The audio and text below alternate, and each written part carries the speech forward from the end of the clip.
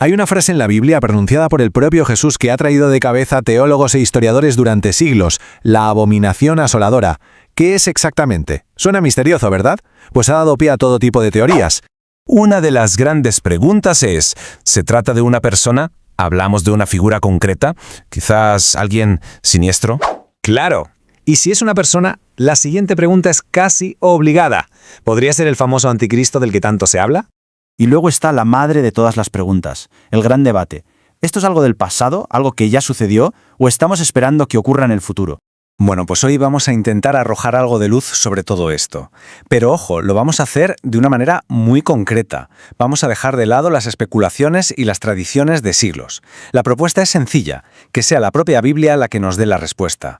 Usar la escritura para interpretar la escritura, a ver qué encontramos. Pues nada, vamos al lío. Empecemos por el principio de todo, las palabras exactas de Jesús que encontramos en los Evangelios. Tanto en el Evangelio de Marcos como en el de Mateo nos encontramos con esta advertencia. Pero fíjate en el detalle clave. Jesús no se está inventando el término. Él mismo remite a sus oyentes algo que ya estaba escrito, a una profecía del profeta Daniel. Y esa es la primera pista fundamental. Y ahora, bien lo bueno. La pieza que hace que todo empiece a encajar. Y la encontramos al hacer algo muy simple. Comparar los distintos relatos que los evangelistas hacen de este mismo discurso.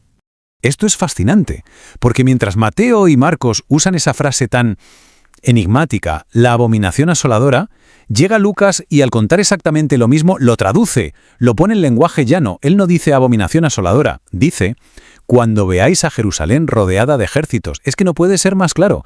Lucas nos está dando literalmente la definición. Y esto es importantísimo porque nos enseña cómo funciona la propia Biblia.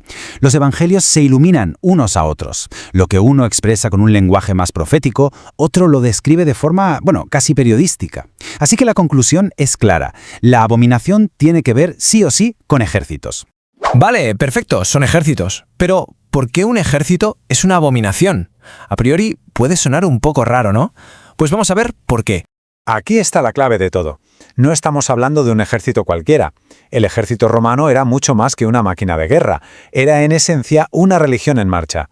Sus estandartes, las famosas águilas, no eran solo símbolos militares. Llevaban la imagen del César, a quien se adoraba como a un dios. Eran ídolos. Y claro, traer esos ídolos paganos y plantarlos a las puertas del templo de Jerusalén, el lugar más sagrado, eso era la profanación definitiva, una auténtica abominación. Y no, esto no era una nimiedad. Atentaba directamente contra el corazón de la ley judía, contra mandamientos como no te harás imagen. Estaba prohibidísimo. Así que como vemos, la abominación no era algo abstracto o etéreo, era algo muy real, muy visible y sobre todo idolátrico. Bien, ya sabemos lo que era la abominación, los ejércitos romanos con sus ídolos. Ahora toca volver al origen, a la profecía de Daniel que citó Jesús, porque aquí es donde la cosa se pone todavía más interesante y profunda. El versículo clave es Daniel 9, versículo 26.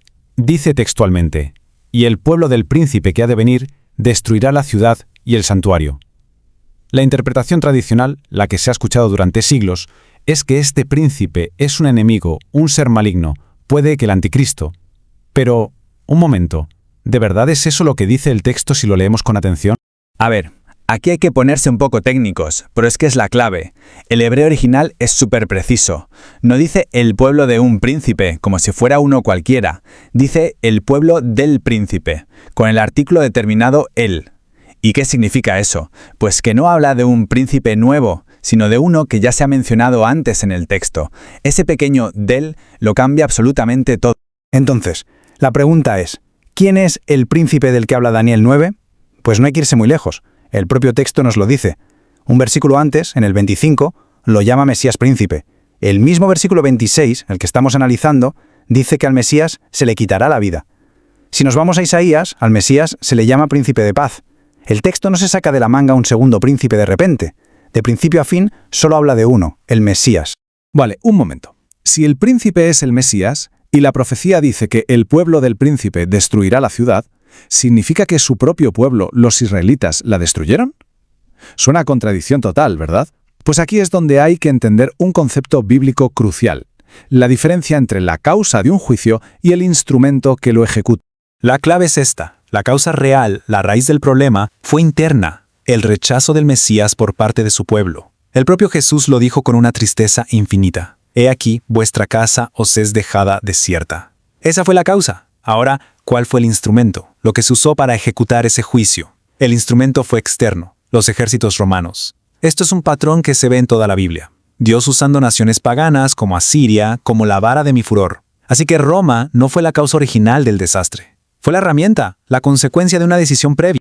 Y así, simplemente dejando que los textos se expliquen entre sí, un misterio de siglos empieza a tener todo el sentido. Y lo que revela es una advertencia que, la verdad, sigue resonando con mucha fuerza hoy. Entonces, a modo de resumen, ¿qué tenemos? Primero, la abominación no era una persona, ni el anticristo, sino algo muy visible, un ejército con ídolos. Segundo, esto sucedió como resultado directo del rechazo del Mesías. Tercero, todo esto culminó en un hecho histórico concreto, la destrucción de Jerusalén en el año 70 después de Cristo. Y la gran lección de fondo, una lección bastante seria, es que el juicio empieza muchas veces por la propia casa de Dios. Pero la idea final, la más potente de todas, es esta. La verdadera abominación, la que provocó toda la desolación, no empezó el día que los soldados romanos plantaron sus estandartes a las puertas de la ciudad. No, empezó mucho antes.